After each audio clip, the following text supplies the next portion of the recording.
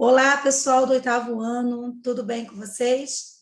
Bom, estamos aqui mais uma vez para nossas videoaulas de língua portuguesa e hoje vamos falar sobre as figuras de linguagens, recurso esse tão importante para dar ao texto significados diferentes daqueles que estão sendo usados. Vamos falar um pouco também sobre a denotação e a conotação. Eu espero que vocês anotem, porque nós temos muito assunto pela frente, assuntos esses que são de extrema importância para vocês construírem os textos de vocês. A aula de hoje é destinada aos alunos do oitavo ano do ensino fundamental e vamos falar sobre figuras de linguagem. Como eu disse, antes de falarmos propriamente sobre as figuras de linguagem, eu preciso relembrar a vocês dois conceitos básicos, que são da denotação e da conotação.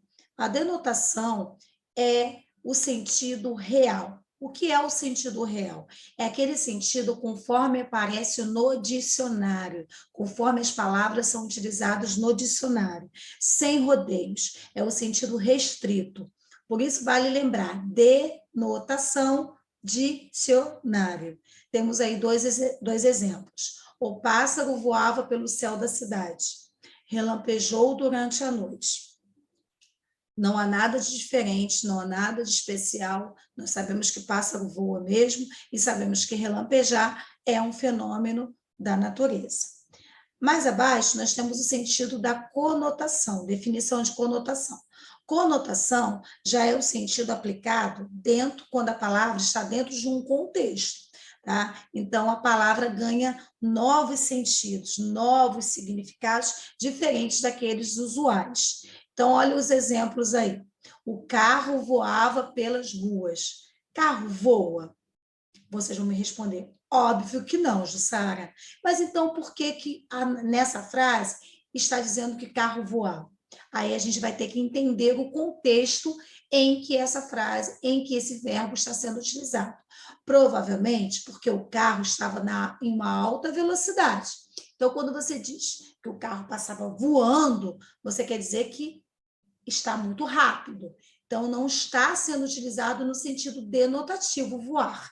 Está sendo utilizado no sentido conotativo, no sentido figurado. Então, sentido figurado, gente, é isso, tá? É a palavra ganhando um outro contorno, um outro sentido diferente daquele habitual.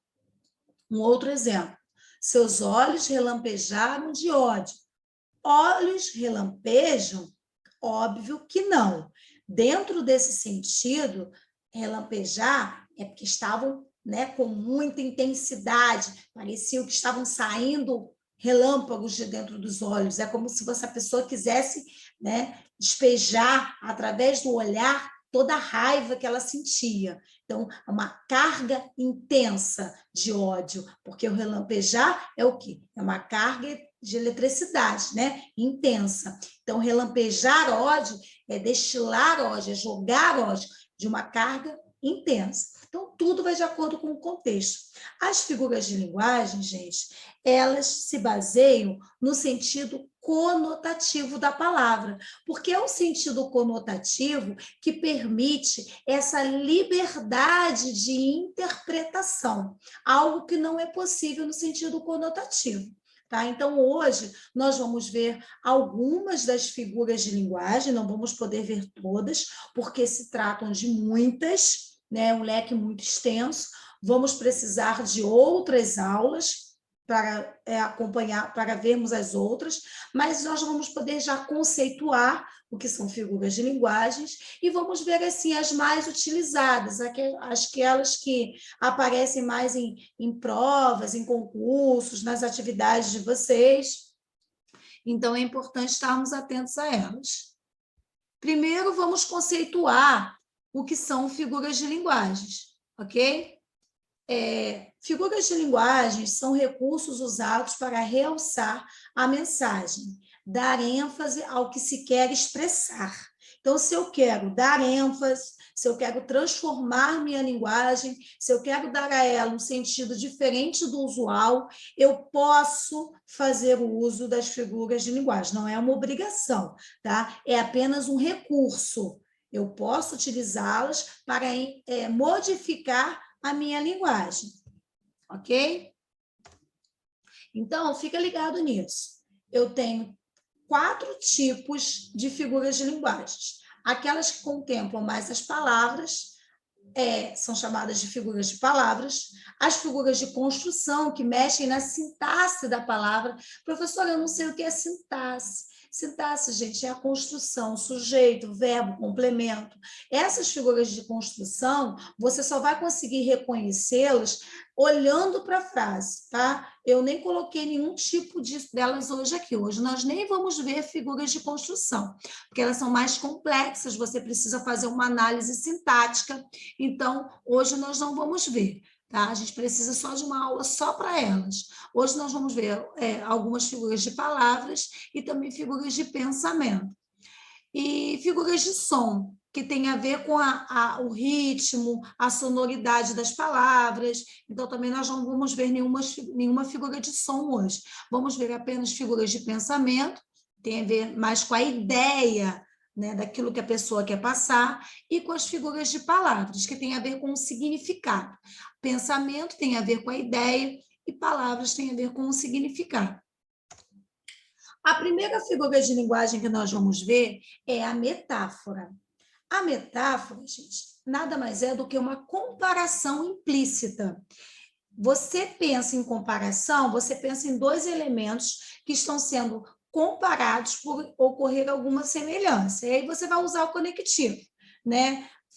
Joana é bonita como uma rosa. Aqui eu tenho uma comparação. Tem um elemento de coesão, aquilo que liga, o conectivo de comparação, que é o como. Joana é bonita como uma rosa. Na metáfora, eu não vou ter o conectivo, eu não vou ter esse elemento que vai fazer a ligação entre os 2 elementos que estão sendo comparados. Então, eu tenho nesse exemplo aqui, o cigarro é um monstro.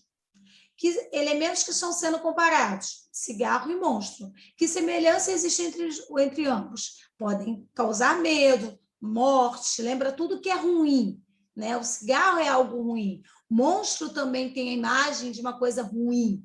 Então, eu junto esses 2 elementos e faço uma associação. Uma associação que pode ser improvável? Pode. A metáfora também pode trabalhar com algo improvável, mas existe aí alguma relação, ok? Bom, olha aqui a diferença da metáfora para a comparação. Eu gosto muito de colocar a metáfora próxima à comparação. Comparação também pode ser considerada uma figura de linguagem, tudo bem?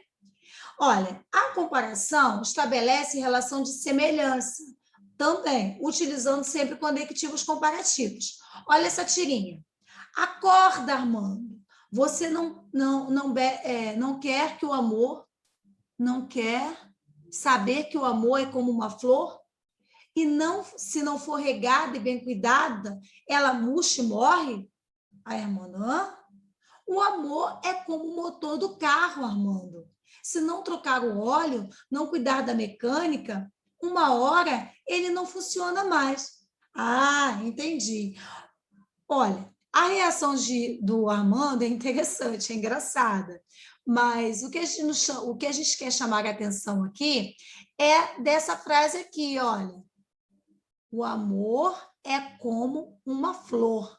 Como uma flor, ou seja, como elementos conectivos. O amor é como motor, como elementos de conectivo também, é um conectivo também, elementos de coesão. Então, estão sendo o quê? Comparados, amor como flor e amor como motor. Uma outra figura de linguagem é a metonímia. A metonímia, ela é bastante usada no nosso dia a dia, sabia? A gente faz uso da metonímia sem nem mesmo perceber. Provavelmente, vocês já devem ter feito uso da metonímia. Olha que interessante essa imagem. Essa imagem, vocês vão dizer, nossa, professor, é um rolo de durex. Onde é que existe figura de linguagem aí? existe, não no rolo de durex, mas na frase que você pode usar com essa expressão durex, essa palavra durex. Porque quando você substitui um termo pelo outro, né, você está fazendo, na verdade, o uso da metonímia. Deixa eu voltar aqui. Quando você, por exemplo, vai ao supermercado e você fala assim, olha para essa fita, isso é uma fita adesiva, e você não pede a palavra fita adesiva, você usa assim, me dá um durex, o que você está fazendo? Você está fazendo substituição de um termo por outro. Então, você está fazendo uso de uma figura de linguagem chamada metonímia. Existe metonímia parte pelo todo, o produto a marca pelo produto, que é o caso desse exemplo que eu acabei de dar. Quando você fala, eu adorei aquele Danone. Danone é uma marca, mas você, de repente, não tomou o iogurte da marca Danone. Você tomou, de repente, o iogurte da marca Paulista.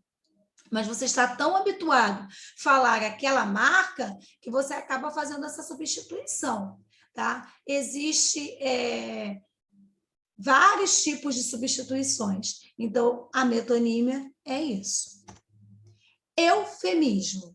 Eufemismo você utiliza quando o seu desejo é aliviar uma realidade dura, difícil, uma frase ruim que cause grande impacto, ou mesmo uma característica que você não queira dizer de alguém.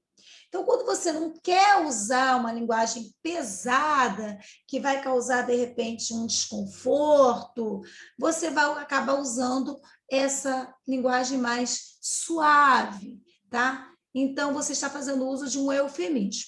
Olha o exemplo. Amor, estava dirigindo seu carro quando, contra minha vontade, a lataria do seu carro ganhou um formato único, diferente e personalizado. Fala logo que você bateu meu carro. Ou seja, ela chegou, né, cheia, a esposa chegou cheia de dedos, não quis dizer que bateu o carro, e sim foi dando voltas e mais voltas, mas o marido logo gritou, fala logo, você bateu meu carro.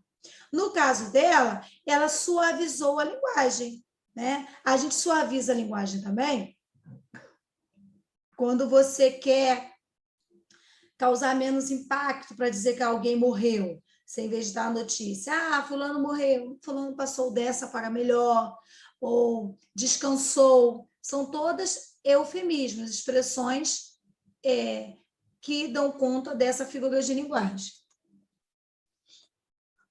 Uma outra figura de linguagem é a hipérbole. A hipérbole ela é utilizada para expressar uma ideia de maneira exagerada.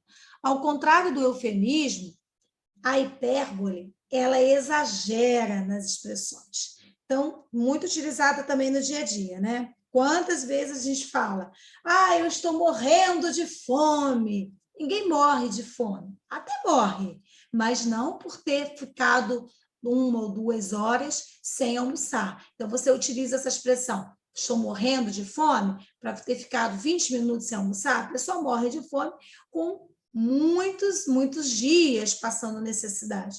E assim mesmo ela ainda consegue resistir bastante à ausência de alimentos, se for o caso. Mas é muito comum você utilizar. Outras vezes, eu já te disse 1000 vezes. Imagina a pessoa repetindo a mesma expressão 1000 vezes. É um exagero, mas é um exagero importante para enfatizar uma ideia. Antítese. Antítese é a exposição de ideias opostas. Olha aqui, João e Maria tinham uma relação de amor e ódio. Amor e ódio são ideias que se contradizem, são sentimentos que se contradizem. Né? Ninguém pode amar e odiar ao mesmo tempo. Ou podem, no caso da antítese. Então, a antítese é quando 2 elementos opostos estão ali numa relação de convivência. Tá? O paradoxo. O paradoxo é uma antítese mais intensa, tá?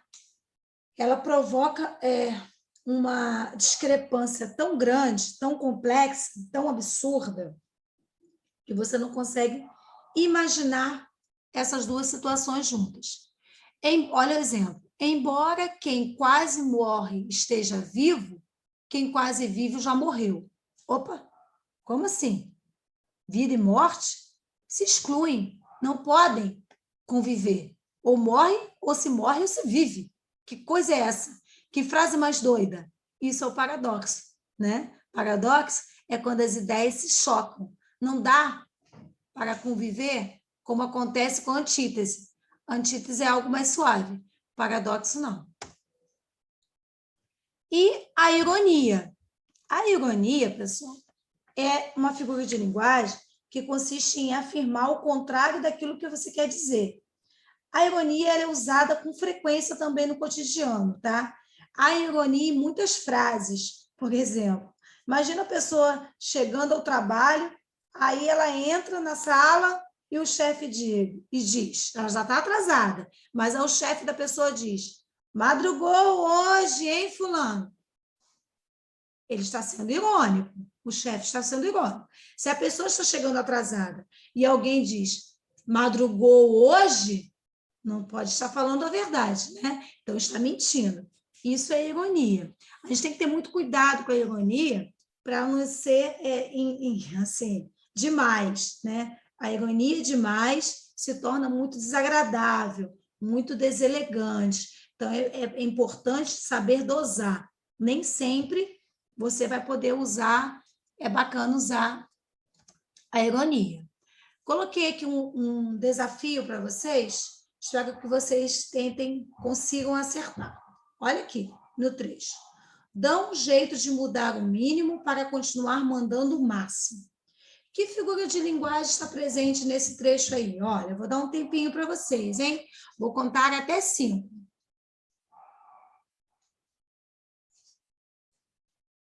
E aí, descobriram? Acertou quem disse a letra D de dado. É uma antítese, tá? Porque aqui, olha, apresenta mínimo e máximo. Viu só? Viram só? Pessoal, por hoje é só. Eu espero que vocês tenham acompanhado a aula. O assunto é pouco, tá? Porque nós não podemos dar conta de todas as figuras de linguagens, mas eu espero que vocês tenham feito algumas anotações para que possam resolver as atividades do formulário, tá? Que vocês receberão na próxima semana.